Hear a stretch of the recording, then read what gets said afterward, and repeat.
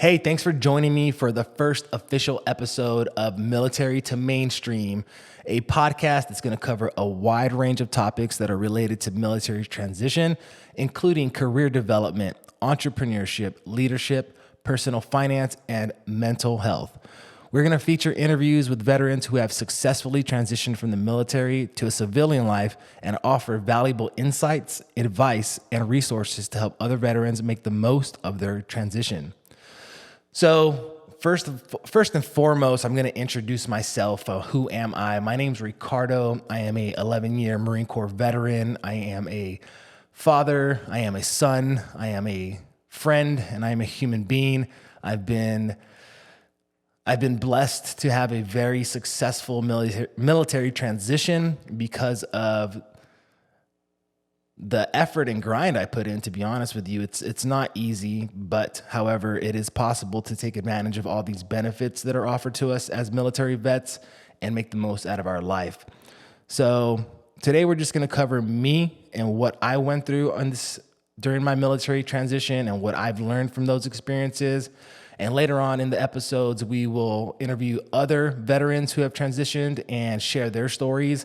There's no cookie cutter template to getting out of the military, and everyone has different goals and aspirations. So we're going to get a lot of good insight coming up in future episodes. But for this one, I'm going to do it with myself because I wouldn't ask anybody to do something that I wouldn't do on my own. So this is how we're going to kick it off.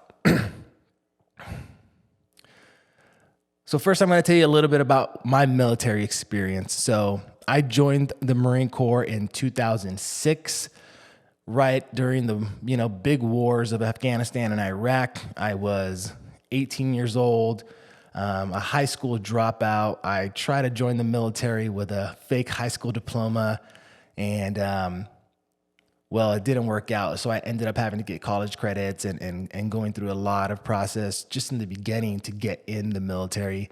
It took me about 8 months to get in. And I got in and got to boot camp. My MOS was going to be a 6113, which is a CH-53 helicopter mechanic. They are the biggest helicopters in the Western Hemisphere. It's a super stallion. It's a beast of a helicopter. I loved it and I hated it. It was just our relationship. I made it up to the rank of Staff Sergeant in the Marine Corps, which is E6, And E6 was a great rank for me. I loved it. It was probably my favorite rank out of everything. It's one of the ways you can experience the Marine Corps in a different way because you're part of the gun club. You're a lifer at that point. Even though I didn't retire from the military, I only did 11 years. I got to get a taste of what it was like to be in the upper echelons and see the actual planning and development and see the strategies that went behind it, and also get to lead and mentor young Marines coming into the Marine Corps and impact their life, some positive and some negative. I wasn't perfect. I did my best with what I knew at the time. And one of my most memorable moments, or one of my most memorable times in the Marine Corps and beneficial to me as a human being, had to been my time as a recruiter at RS Los Angeles. I served there from 2012 to 2015. This is a time where we get away from the regular Marine Corps stuff and we go to what is kind of known as the business side of the Marine Corps, where we're out there interacting with civilians and we're selling. I got invaluable skills from that journey that I went through. I, again, hated a lot of it. However, I wouldn't be the human being I am today. I wouldn't be the man I am today. And I wouldn't have the career field that I'm currently on in my life without it. It taught me valuable lessons on sales. It taught me valuable lessons on interpersonal skills with people. It taught me how to keep a schedule. It taught me how to track numbers. It taught me a lot of stuff that is very, very useful in the job that I do. And I'm a real estate broker. And so it's pretty much plug and play. You're just, instead of selling the Marine Corps dream, I'm selling houses. And that experience definitely set me up for success in my current life. So transitioning was, I guess this is the part that really shook me the most, because I was, for the most part, considered a good Marine. I was a well-rounded Marine. I was always getting high physical fitness test scores. I was always excelling at my job, whatever that was, at every level of my career, starting from a basic mechanic to a quality assurance representative, safing components that are being installed, testing the aircraft so it can go fly, and make sure that our pilots and aircrew are safe. It was a big responsibility to have at a young age.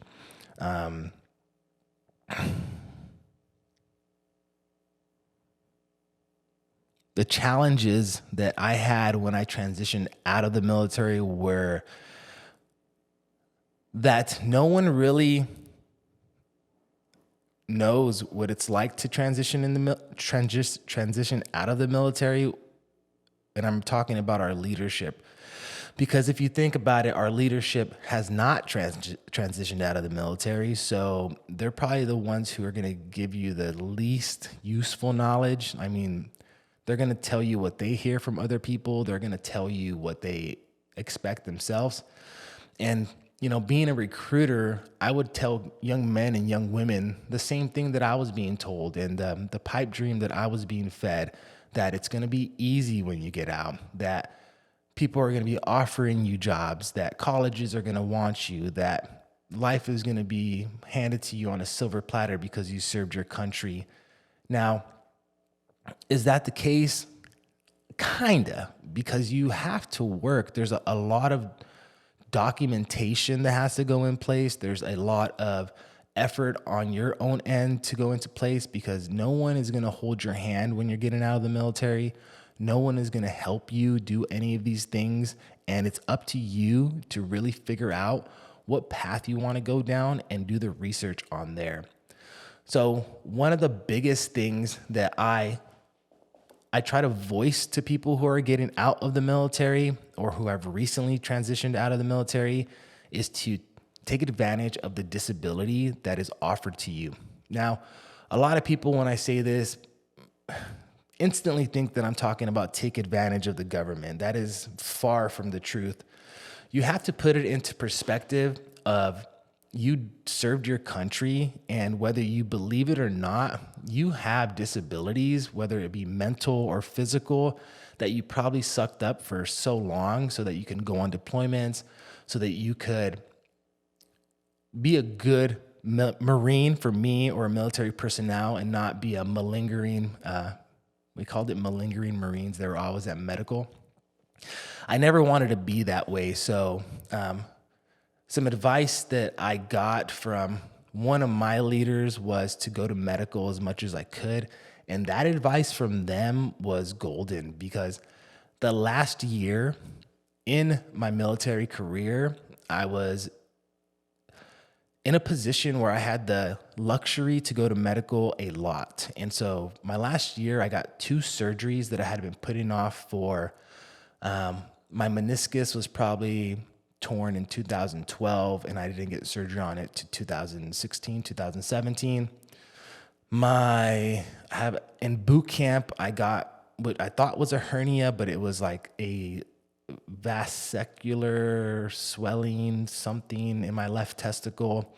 I had that for 10 years before I got that fixed, and I just kind of sucked it up and went with it so that I can go on my deployments to Afghanistan, so that I can go on our little debts around the country, and so that I can be a Marine that contributed to my squadron. And I also, I went to a lot of therapy, because the Marine Corps really sets you up to be disciplined, but they don't set you up for 2 main things, in my opinion: finances and mental health, how to deal with traumas and how to deal with certain parts of being in the military. Now, I had traumas that are going back farther than the military, and this is something that I've learned growing up as a man and continuing to go to therapy. However, I didn't know the depths and the levels that they were at. And starting my journey in 2016 to start personal development because I had a very rough time in life, suicidal ideations, just hardcore depression, anxiety out the like it was a struggle to keep it together. I considered myself a functioning anxiety depressed person, and it's the Marine Corps does a good job at making those type of people. They don't do a good job at telling you how to deal with these traumas and how to get over these obstacles that are mental and not physical. If I need to climb a wall all day, I got it. If I need to run a physical fitness test all day, I have it. But if I had to deal with my inner demons, there was really no one telling me, no one showing me how to do this. I remember in 2016, I went to one of my staff NCOs, which was a higher ranking than me, and I told him some personal stuff about, hey, I have some really bad mental issues going on. I'm having some really bad thoughts, and I need help. And the one thing he told me was, this can never get out of the room. Don't tell anybody. You're going to ruin your career. And it was a shocker to me because I was like, whoa, okay, like just suck it up and keep going. So I knew I had something going on, and I started going to therapy. I started going to physical therapy for back pain, for my hands having arthritis and fingers being broken, and the 2 surgeries. So when I did get out of the military, I was lucky enough to have a 90% disability rating right off the bat. But my goal was always to get 100%. I think 100% for most military members is well deserved. If you really put together the stuff that you've been through and all the little things that you have wrong with your body, you should deserve something that high. And the benefits are life-changing, to be honest with you. So after I got out, I got that 90% disability rating, and I'm super thankful for that. I'm super thankful for having the luxury of being able to go to medical and document all my stuff. So if you're still in the military and you're putting off not going to medical, please go. Like document, because if it's not in your military record, the VA is not going to care. You're not going to be able to show them that you've actually had these issues going on in the military. So I fought for almost a year to get my other 10%. I needed actually 30% more to get the 10% because it's not an apples for apples percentage that they're giving you with your disability. It's a rating. So I had to get 30% more disability to be able to meet the 10% and get my 100% disability. And I fought. I did all the paperwork. I was on the phone with the VA. I was at the VA hospitals. I was doing everything I could and everything that I read online to do. And after a year, I couldn't get it up, but I know I deserved it, and I know I rated it. And one day at a community college that I was going to, once I was out of the military, about a year later, there was an old, crusty, actually Marine who volunteered his time in the vet center to talk about disability ratings. I believe he worked as a third-party vendor to the VA. And so I said, what the hell? What do I got to lose? And I went to go talk to him. And I told him everything that was going on, and he coached me on what to do. He gave me guidance on what to do. And within 3 months, I had my 100% disability rating, and I had some back pay to go with it. And my life has been drastically different ever since, because that is a great benefit to have that can never be taken away from you if you're 100% permanent disabled. And it was a struggle. So if you're looking to get out of the military, get your disability rating. Even if you don't want 100%, you want to get any rating at all. And the one big benefit to getting any type of rating at all is that you're going to be able to waive some. Well, me, I'm a real estate broker, so I deal a lot with VA loans. And when I'm dealing with military who are out and they have a disability rating, I believe it's 10 or 30% more. I'd have to double check. You get the VA funding fee waived. If you're buying a house in San Diego, that could be $10,000, $15,000, $20,000 that the VA charges you because of using the loan that you're able to waive just by having a disability rating, just by being, taken care of by the military by the government, them telling you that you are hurt, you get this waived. So I work with some VA buyers who don't have a disability rating, and it breaks my heart that they haven't done it because it's so hard to do, because the paperwork process is difficult, because they give up essentially because it is made hard. There's a lot of red tape, and it's not easy for people to get this stuff done. So one thing that you should do when you're getting out while you're still in is document all your military traumas, all your military pains, everything that hurts, because you deserve it. And never forget that. You're sacrificing your life, whether you believe it or not, because being in the military, you're not having a normal life. You're not. It's different. It's the military for a reason. We're here to protect and defend America. No matter what you believe about America, that is the duty of the military. We are the police force of the world, and that comes with being the superpower. Who knows how long that's going to last for, but that's what we got right now. Now, another thing that really shocked me was college. I had some college under my belt, like I was telling you in the beginning, where I had to get college credits to be able to join the military because I was a high school dropout. And then while I was in the military, I used the tuition assistance to knock out some of my real estate classes and some other general ed classes. And so when I got out, my goal was to apply to SDSU, San Diego State University, and go to business school. Now, I applied and I got denied. And I was just like, well, this is not supposed to happen like this. I'm a veteran, like I am a combat veteran. I should just get in, because we are told, and there's this thing that people assume because you're a veteran that these schools are going to take you because they're supposed to meet a quota. And that might be true. However, you still have to meet the prerequisites and the GPA. I think I was missing like 2 prereq classes, and my GPA was like a 2.7.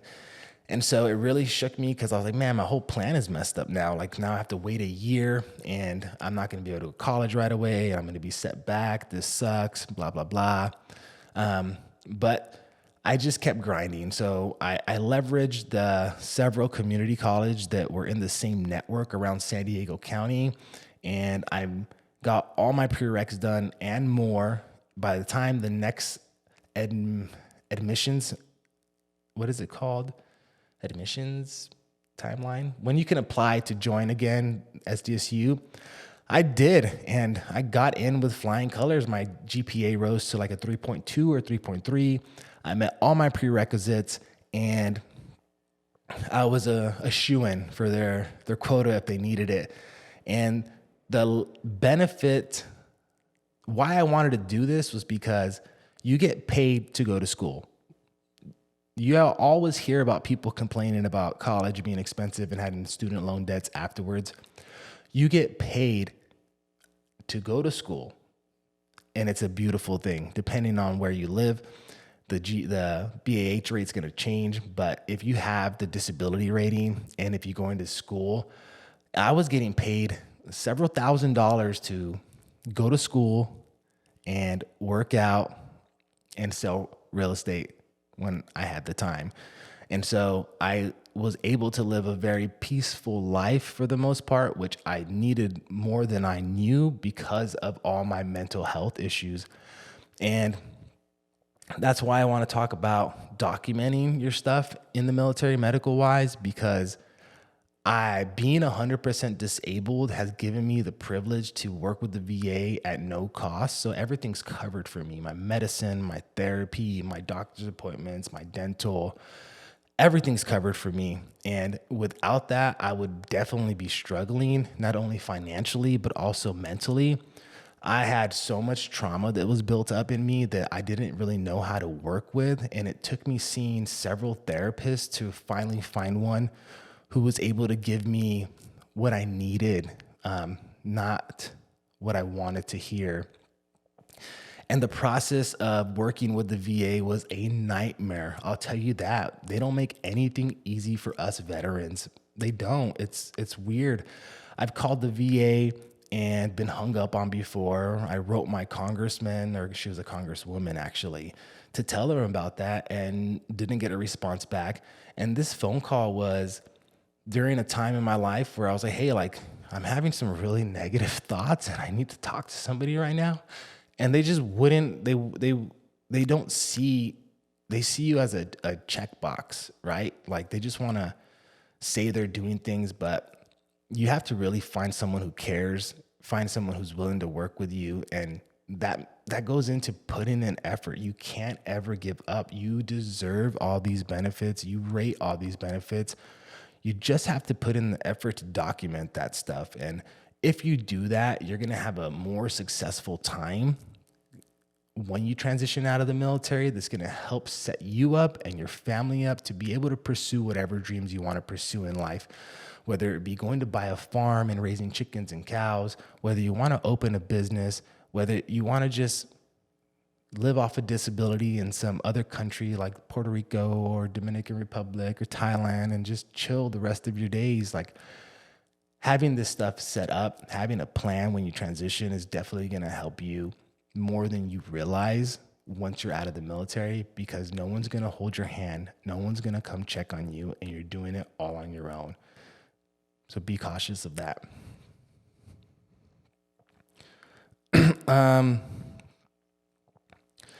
So life after the military. So my military experience as a recruiter really set me up for being a real estate agent, and now a real estate broker. I remember when I hit my first main office, I worked with a few investors to start off with who were flipping homes, got some great experience with them. Quickly learned that I needed to learn the basics about real estate, so I went to go work with Keller Williams. And I went in there and I just started implementing everything that I was taught on recruiting duty, with my sales, the way I was talking to people, the way I was tracking my numbers. And everyone was like, who are you and where'd you come from? And it was then I realized, like, oh man, like they don't get it. Like very few people will actually put in the work. A lot of people just want to live that selling sunset life, and it's not really the case. And I kind of fell for that too at first too. It's harder than you think it's going to be. But my military experience as a recruiter definitely set me up for success as a real estate broker. And I don't consider myself super successful. Like there's people who are killing it out here. I'm doing okay. And I think I'm doing okay because I have a lot of personal stuff that I have to deal with internally before I can do things like this podcast. Like this podcast is years in the making, but I didn't have the mental stamina. I didn't have the mental confidence to put myself out there like I'm doing now. But I realized that by me doing this, I'm going to hopefully be able to help more veterans and impact more people and possibly prevent somebody from hurting themselves and changing their lives. And I get to talk to some veterans, some old friends, some new friends, and it's a beautiful thing to me because I might not look like it, but I'm super patriotic. Like I love America. America is the country that people come to, people die to try to come to, and we're not perfect. We're divided. We all have our own viewpoints. However, we are America. Like don't ever forget that. And I'm super honored to have served my country and deployed 2 times to Afghanistan and lived that life and that culture and have that sense of pride that's in me. I think, was it Ronald Reagan who said it? A Marine never, I forgot the saying, but pretty much Marines know that they make a difference.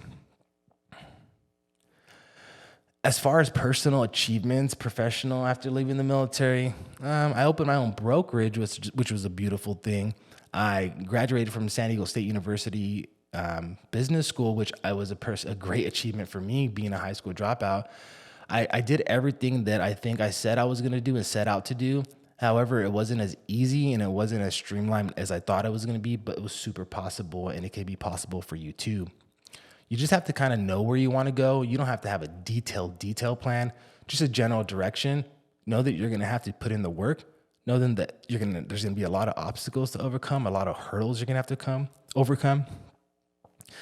But that if you start setting yourself up before you get out of the military, if you start the medical process, if you start enrolling in college, if you start starting a business plan, If you start these things before you get out, you're going to have a jump start in everyone else. You're going to have an easier transition, and you're going to be able to be more successful transitioning out of the military.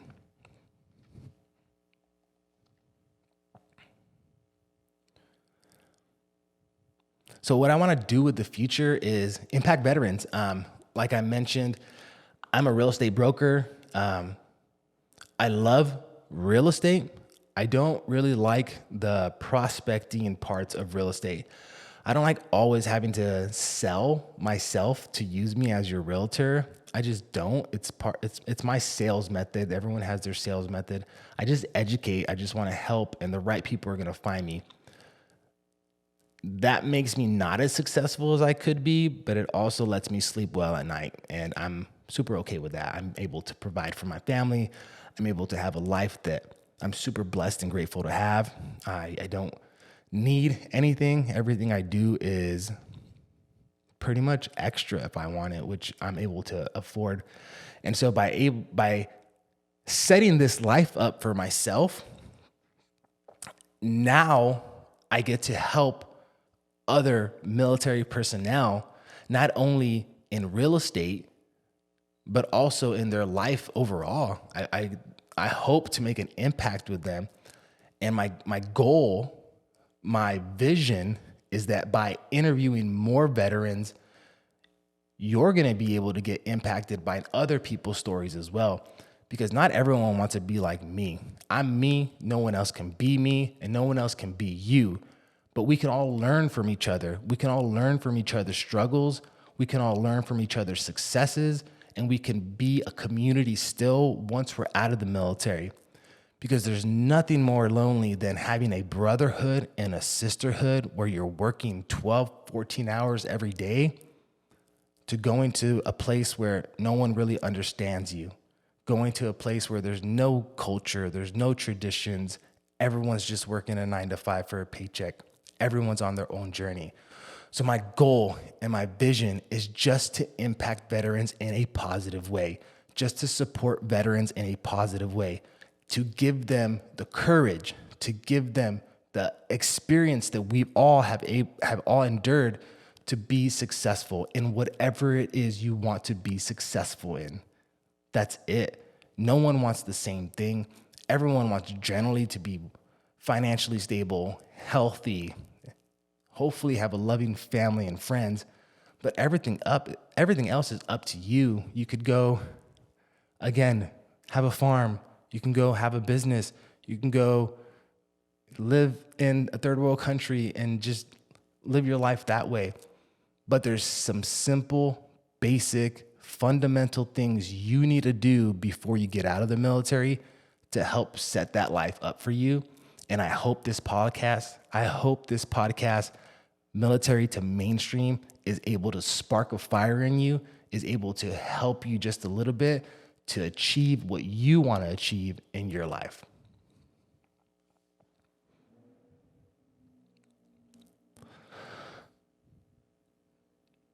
You know, this was the first one I'm doing, and I really am passionate about this. I probably never felt more passionate about something and more confident in my direction in life that I do with this podcast. And I'm super grateful if you made it this far. I'm super grateful if you listened. And I hope if you're a veteran, you can feel confident and feel secure to reach out to me, and we can have a casual conversation, and we can talk about putting you on the podcast, or we can just talk in private about ways that you're struggling, ways that you might need help, and just impact each other in a positive way. And that's what I want. So thank you so much. I appreciate you listening to the end. If you have any questions about anything, feel free to email me or send me a text or get a hold of me any way you can. And until next time, it's your buddy Ricardo. Take it easy.